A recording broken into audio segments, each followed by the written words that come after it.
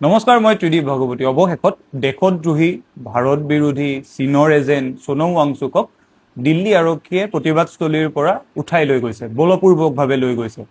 যিটো সময়ত আশা কৰা হৈছিল তেখেতে আমৰণ অনশন কৰি থকা অৱস্থাত চৰকাৰে তেখেতৰ কথা শুনিব, শৈক্ষিক সংস্কাৰৰ কথা ভাবিব, তাৰ সলনি আৰক্ষী লগাই বলপূৰ্বকভাৱে মানুহজনক হস্পিটেলত ভৰ্তি কৰোৱা হৈছে। তাৰপাছত তেখেতৰ পত্নীয়ে কৈছে, গীতাঞ্জলি আংমুৱে কৈছে যে বলপূৰ্বকভাৱে তেওঁৰ শৰীৰত যাতে কোনো দ্ৰব্য দিব নোৱাৰে তাৰ বিৰোধিতা তেওঁ কৰিছে। তেওঁৰ অনুমতি সাপেক্ষে, ৱাংচুকৰ অনুমতি সাপেক্ষে দ্ৰব্য প্ৰেৰণ কৰিব পাৰিব, অন্যথা সেই কামক বিৰোধ কৰিছে। ইমানৰ পিছতো মানুহজনে ছাত্ৰ ছাত্ৰীসকলৰ বাবে, সাধাৰণ মানুহৰ বাবে নিজৰ সংগ্ৰাম অব্যাহত ৰাখিছে। আজি কেইটামান মুকলিকৈ কথা ক'বলৈ আপোনালোকৰ আগত মন গৈছে। প্ৰথমতে সোনম ৱাংচুকৰ সমৰ্থনত যেতিয়া আমি কথা ক'লো, মানুহে প্ৰশ্ন কৰিলে, একাংশ মানুহে এনেকুৱা ব্যাখ্যা কৰিলে যে সোনম ৱাংচুক একো দৰকাৰী মানুহ নহয়, কিন্তু সময় আৰু ইতিহাসে এই কথা প্ৰমাণ কৰিছে। তাৰপাছত একাংশই ক'লে যে সোনম ৱাংচুকে যে অনশন কৰিছে, অনশন কৰি কি হ'ব?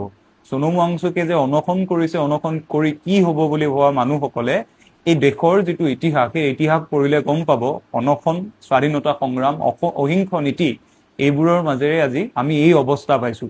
তাৰ পাছত আচৰিত এক প্ৰকাৰৰ মানুহৰ এতিয়া জন্ম হৈছে, যিসকলে সোনম ৱাংচুকৰ প্ৰতি সহানুভূতি দেখুৱায় কিন্তু চৰকাৰক প্ৰশ্ন কৰিবলৈ ভয় কৰে। আজি যে আমৰণ অনশনৰ পৰিৱেশ আহিছে, কিয় আহিছে? কাৰণ ইমান দিনে সুস্থ সবলভাৱে কথা কৈ থাকিলে চৰকাৰে শুনা নাই। কথাবোৰ কৈ থাকোঁতে চৰকাৰে নুশুনা বাবেই আমৰণ অনশন এতিয়া কৰিব লগা হৈছে। আৰু আটাইতকৈ ডাঙৰ কথাটো হৈছে, কাইলৈ যদি মই ৰাস্তালৈ ওলাই যাওঁ, ৰাস্তালৈ ওলাই যোৱাৰ পাছত এগৰাকী মানুহে মোৰ ডিঙিটো কাটি থৈ যায়, মানুহে ডিঙি কটা মানুহজনক ধৰিব, পুলিচ প্ৰশাসনক ধৰিব নে মোক ধৰিব মই ডিঙিটো কিয় বাহিৰলৈ লৈ গৈছিলোঁ বুলি? সেয়াহে মৌলিক প্ৰশ্ন। আমি অনশন কৰা মানুহজনক ঠিকেই গালি দিছোঁ, সমালোচনা কৰিছোঁ, তেওঁক চীনৰ এজেণ্ট সজাইছোঁ, কিন্তু যিখন চৰকাৰ শাসনত আছে সেই চৰকাৰখনে যে অনশনৰ ভাষা বুজি পোৱা নাই, গণতান্ত্ৰিক ভাষা বুজা নাই, তাক লৈ আমি নীৰৱে আছোঁ। গতিকে সোনম ৱাংচুক ডাঙৰীয়াই এতিয়াও তেখেতৰ অনশন অব্যাহত ৰাখিছে। আমি নাজানো এই দেশৰ যিগৰাকী প্ৰধানমন্ত্ৰী, তেওঁ দেশে বিদেশে মেডেল বুটলি ফুৰে, পদক লৈ ফুৰে, এৱাৰ্ড লৈ ফুৰে, গণতান্ত্ৰিক দেশৰ প্ৰধানমন্ত্ৰী বুলি। সেই গণতান্ত্ৰিক দেশৰ মানুহজনে কিয় আজি এই অগণতান্ত্ৰিক আচৰণ কৰিছে? নে গণতন্ত্ৰৰ প্ৰতি তেওঁলোকৰ ধাৰণা এতিয়া এয়াই এতিয়া মৌলিক প্ৰশ্ন।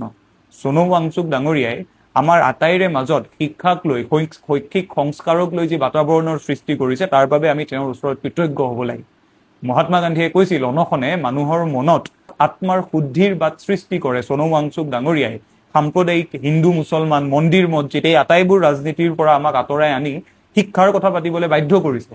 এতিয়া যদি আমাৰ মনৰ আত্মাৰ উপলব্ধি আমি উপলব্ধি কৰিব নোৱাৰোঁ, তেতিয়াহ'লে গণতান্ত্ৰিক দেশ এখনৰ নাগৰিক হিচাপে আমাৰ কোনো কথা ক'বলগীয়া নাথাকিব। শেষত এই কথাই আশা কৰিম, চৰকাৰে অগণতান্ত্ৰিক আচৰণ এৰিব, গণতান্ত্ৰিকভাৱে মানুহজনৰ কথা শুনক, বুজক। 20 গৰাকী ছাত্ৰ ছাত্ৰী আঁতৰি গৈছে, লাখ লাখ ছাত্ৰ ছাত্ৰী মানসিক চাপত আছে, তেওঁলোকৰ কথা ভাবক আৰু মানুহজনৰ সৈতে আলাপ আলোচনা কৰক। দেশে বিদেশে ভাৰতৰ প্ৰধানমন্ত্ৰী বুলি মেডেল লৈ ফুৰিলে ভাৰতৰ প্ৰধানমন্ত্ৰী হিচাপে ইতিহাসত নাম নাথাকিব। শেষত যিসকল মানুহে এতিয়াও সোনম ৱাংচুক ডাঙৰীয়াক আক্ৰমণ কৰি আছে, তেওঁলোকক কওঁ, এই মানুহজন দেশৰ সম্পদ। আপোনালোকৰ সন্তানো কাইলৈ পৰীক্ষাত বহিব, তেওঁ যিকেইটা প্ৰশ্ন উত্থাপন কৰিছে, সমাধান নহ'লে আপোনাৰ সন্তানেও কিন্তু তাৰ প্ৰতিফল ভোগ কৰিব লাগিব। সোনম ৱাংচুক ডাঙৰীয়াই কি ৰাজনৈতিক শক্তিৰ লগত থাকে পিছৰ পৰ্যায়ত, সেয়া আমাৰো কথা নহয়। আমি ৰাজনৈতিক কথাবোৰ পাতিব খোজাই নাই, কিন্তু মানুহজন 20 দিন অনাহাৰে আছে আমাৰ ভৱিষ্যতৰ বাবে, আপোনাৰ সন্তানৰ ভৱিষ্যতৰ বাবে। এতিয়া অন্তত গোলামী এৰি নাগৰিক হিচাপে নিজৰ প্ৰশ্নবোৰ চৰকাৰক সোধক আৰু চৰকাৰেও গণতান্ত্ৰিকভাৱে আচৰণ কৰিবলৈ শিকক। অন্যথা ইতিহাসে কিন্তু জীয়াই থকা আমাক আটাইবোৰকেই এই ঘটনাৰ তোলাচনীত ঋণাত্মকভাৱে বিবেচিত কৰিব। আশা কৰিম সোনম ৱাংচুক ডাঙৰীয়াই তেখেতৰ অনশন ত্যাগ কৰিব, চৰকাৰেও তাৰ পৰিৱেশ নিশ্চয়কৈ নিৰ্মাণ কৰি দিব। ধন্যবাদ।